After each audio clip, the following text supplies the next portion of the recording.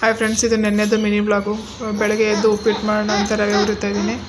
ತರಕಾರಿ ಉಪ್ಪಿಟ್ಟು ಮಾಡೋಣ ಅಂತ ಒಗ್ಗರಣೆ ಹಾಕ್ತಿದ್ದೀನಿ. ನೋಡಿ, ಕಡಲೆ ಬೀಜ ಇದೆಲ್ಲ ಕಟ್ ಮಾಡಿ ಇಟ್ಕೊಂಡಿದ್ದೀನಿ. ಒಗ್ಗರಣೆ ಹಾಕೋಕ್ಕಿಲ್ಲ, ಒಗ್ಗರಣೆ ಹಾಕ್ತಿದ್ದೀನಿ. ಈರುಳ್ಳಿ ಎಲ್ಲ ಹಾಕಾಯಿತು. ಇವಾಗ ಟೊಮೊಟೊನೂ ಹಾಕ್ಬಿಟ್ಟು, ಟೊಮೊಟೊಗೆ ಇನ್ನೊಂದು ಟಿಪ್ಸ್ ಏನಂದ್ರೆ, ಟೊಮೊಟೊ ಬೇಗ ಕರಗಬೇಕು ಅಂತ ಅಂದರೆ ಸ್ವಲ್ಪ ಉಪ್ಪು ಹಾಕಿದರೆ ಟೊಮೊಟೊ ಬೇಗ ಕರಗುತ್ತೆ. ನೋಡಿ, ಬೀನ್ಸು ಬಟಾಣಿ ಎಲ್ಲ ಹಾಕಿದ್ದೀನಿ.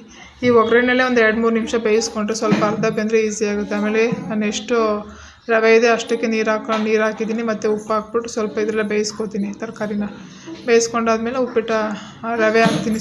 ಉಪ್ಪಿಟ್ಟಲ್ಲ, ರವೆ ಹಾಕ್ಬಿಟ್ಟು ಉಪ್ಪಿಟ್ಟು ಮಾಡಾಯಿತು. ನಾನು ನನ್ನ ಮಗಳು ತಿಂದ್ಬಿಟ್ಟು ಹೂವು ತೊಗೊಂಡಿದ್ದೀವಿ. ಗುರುವಾರ ಅಲ್ವಾ, ಹೂವು ಕಟ್ಟೋಣ, ಸ್ವಲ್ಪ ಬಿಡಿ ಹೂವು ಅಂತ.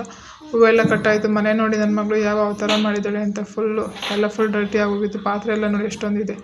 ಇದೆಲ್ಲ ಕ್ಲೀನ್ ಮಾಡ್ಕೊಂಡು ಇವಾಗ ಸ್ನಾನ ಮಾಡ್ಕೊಂಡು ಪೂಜೆ ಮಾಡಬೇಕು. ಇವಾಗ ನೋಡಿ, ಯಪ್ಪ ನೋಡೋಕ್ಕಾಯ್ತಿಲ್ಲ. ನೋಡಿ, ಇದೆಲ್ಲ ಕ್ಲೀನ್ ಮಾಡಿ ಈ ಥರ ಮುಂದೆ ರಂಗೋಲೆ ಬಿಟ್ಟಿದ್ದೀನಿ. ಮನೆಯೆಲ್ಲ ಕ್ಲೀನ್ ಮಾಡಾಯಿತು. ನನ್ನ ಮಗಳು ನಾನು ಮನೆ ಒರೆಸ್ತೀನಿ ಅಂತ ಒರೆಸ್ತಾಳೆ.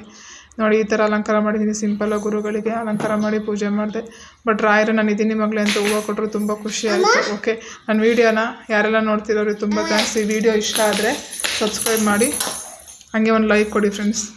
ಓಕೆ, ನನ್ನ ವೀಡಿಯೋ ನೋಡಿದ್ದಕ್ಕೆ ತುಂಬ ಥ್ಯಾಂಕ್ಸ್. ನನ್ನ ಚಾನಲ್ನ ಫಸ್ಟ್ ಟೈಮ್ ನೋಡ್ತೀರಾ, ಸಬ್ಸ್ಕ್ರೈಬ್ ಮಾಡಿ. ಓಕೆ, ಬಾಯ್. ನೆಕ್ಸ್ಟ್ ವಿಡಿಯೋದಲ್ಲಿ ಸಿಗೋಣ.